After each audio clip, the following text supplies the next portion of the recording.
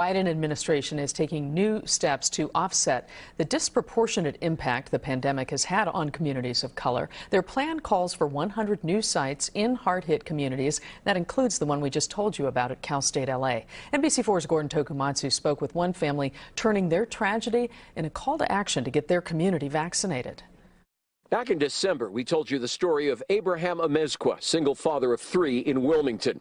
He had just passed away from COVID after returning to work as a longshoreman. Well, honestly, it's been rough. Today, we spoke with a 12-year-old son Abraham left behind, along with his aunt, Lupe. If he would have lived just a little bit longer, he could have got the vaccine. Every single person in Abraham's house has now had COVID. When he died, the 3 kids had been diagnosed. Shortly after we spoke with them, his sister Lupe also tested positive. I figured I would get it sooner or later. The good news is that none of Abraham's survivors have become seriously ill. But LA City Councilman Kevin De Leon says their example is what he sees often among his mostly Latino constituents. Dense neighborhoods, generations of families living under the same roof, but with jobs that demand they leave the house. You can't take care of someone else's child.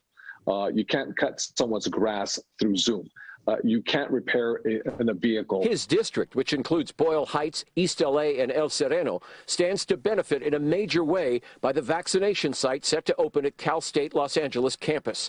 And he says it can't come a moment too soon, as many families face eviction if they just stop working. There is so much pressure on Latino families throughout the city, throughout the county, throughout the state. Lupe and her nephew told us they want Abraham's untimely death and their sorrow to inspire all Latinos to take advantage of mass vaccination sites like Cal State LA. God is like putting this out there for us to be aware and to get our protection. And she's completely serious about that. She says even though everybody in the house has had COVID, everybody's going to get vaccinated in memory of her brother.